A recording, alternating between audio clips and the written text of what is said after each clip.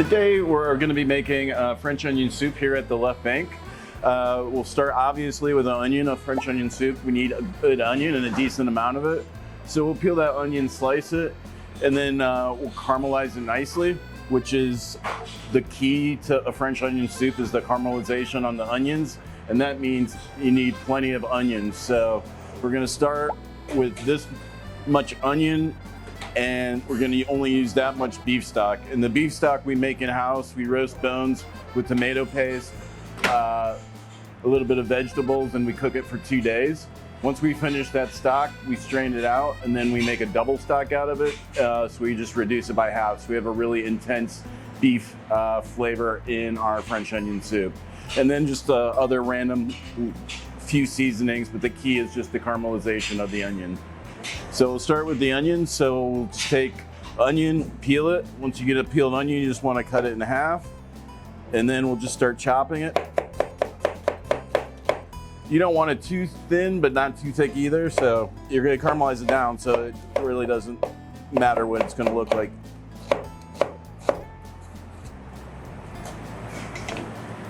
All right, so we're going to start with caramelizing the onions. You want to start with the largest pot you have and then cook it down from there, because then you'll get the caramelization a little quicker. So we're going to put a little heat on this pan. We're going to add just a little bit of oil. Canola oil is fine, just a non-flavored oil, just to give it a little something to saute. We will add some butter at some point, but we want to just start the caramelization first. So we want to let it get a little hot, so we'll take a second here.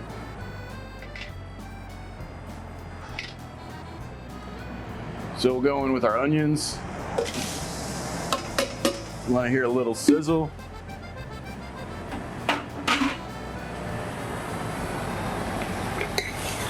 Stir them around a little just to get them broken up.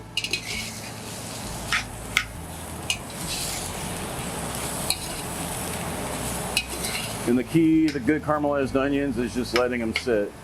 So this will take a little bit, but it's the most important part of this soup, is getting that caramelization, because that's where your flavor for the French onion is coming from. So we'll let that sit for a few minutes and come back to it.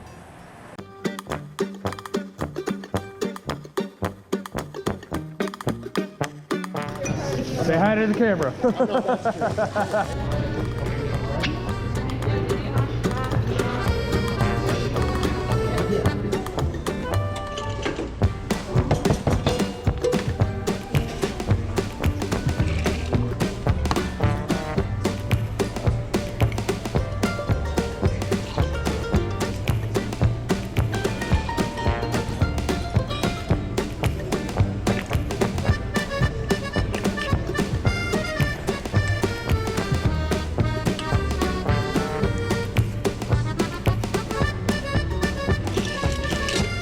Hey, what's up, Marion? Say hi to the camera. Oh. High five the camera. Oh, hi.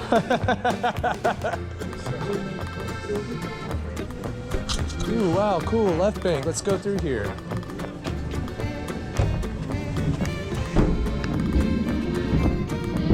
Whoa, whoa, whoa. It's like I'm in a whole nother world. It's like I'm in France or something. Wow, the people here are so friendly.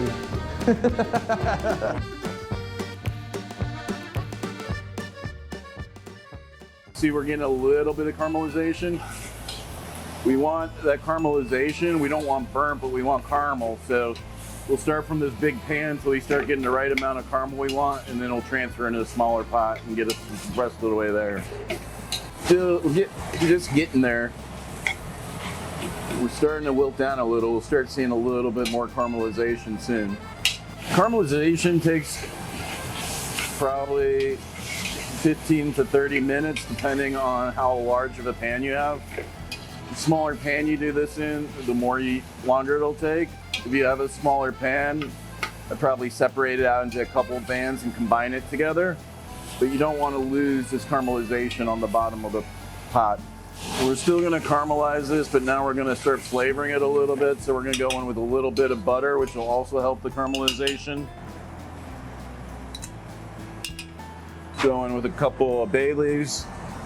and a little bit of thyme that we rolled up in a bit of butcher twine so we can just pull it out afterwards, and some sliced garlic just to give it a little bit more flavor. But we're going to continue to caramelize this, and this will help us get into that deep, dark caramelization we're looking for. We haven't seasoned it yet. We'll season it after we get the caramel where we like it, because it'll affect the caramelization. But the milk solids and the butter will help the caramelization and also add a nice little bit depth of flavor.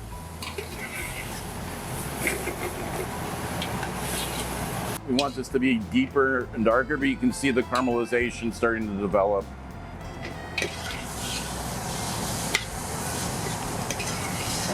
If you start with a large pot, you'll need to transfer it into a smaller pot, or you'll start burning before you get the caramelization you need.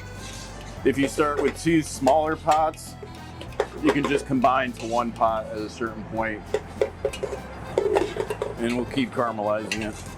For a French onion soup, the caramelization of onions, what develops the real depth of the flavor. You don't caramelize the onions, you never get that real deep, rich onion flavor, and also adds that touch of sweetness to the soup. Pretty close on the caramelization. We can go ahead and season this up a little bit. Just put a little salt and black pepper in. All right, so we're looking pretty good on the onions now. So we're going to deglaze it with a little bit of sherry wine. You want to cook the alcohol out of that.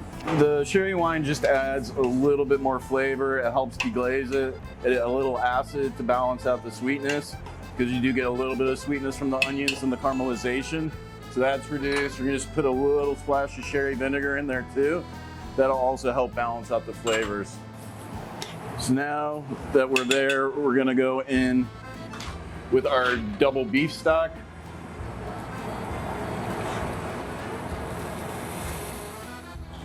Now we'll bring this to a boil, and then we'll let it simmer for a little bit so all the flavors develop and it reduces down a little bit.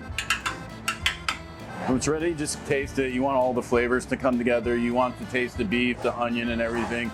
You can taste it now, but you probably just want a little bit more intensity and everything. Reducing the stock down before helps get that intensity a little quicker. So we just want to make sure we get plenty of onions in this. So we have our bowl right here for the onion soup. So we definitely want to make sure we get onions in there and a little bit of mix of the soup. Want to fill this pretty much to the top. And then we take some leftover of the pan de mie bread we have, and then dice it up and make croutons out of that. So you get a little bite of the bread on almost every bite. So then we'll cover it with the cheese. So this is Gruyere. Kind of classic. You could use that, Emmenthal, but mostly Gruyere is pretty classic. If you don't have that, you could use a really nice Swiss. Then we're gonna put it up under salamander so we get nice caramelization. We don't want it too close, or else it'll just get too crispy before it actually melts and crisp up the skin. At home, you could just put it under a broiler, just on the top rack in the oven, under broiler. It's nice to put something underneath of it, whether it's a cookie sheet or a saucepan, just if it drips out, so you something to catch it so it's not hitting the bottom of the oven. Here in the restaurant, it takes about 4 to 5 minutes. At home, probably that long, if not just a little bit longer, because it's probably not as strong. So I go probably between 5 and 8 minutes, but you just want to keep looking at it. You don't want to get it too dark. You want a little nice crispy cheese on top, because that's what everyone likes about it. You just want to make sure that your croutons are covered with cheese, or it'll start burning a little bit. So we're almost there. We're starting to get that crispiness we're looking for. Nice and golden, not too dark, but a little crispiness is nice.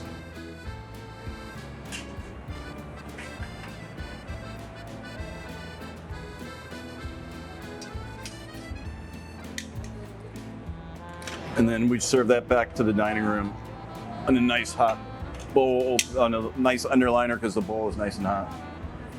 It's just one of the classics for brasseries and bistros all throughout France and Europe. It doesn't take a lot of experience, it just takes time. You have to be patient. The caramelization of onions is the most important thing. And good beef stock, like using a base just doesn't give it the same characteristic as like a freshly made beef stock.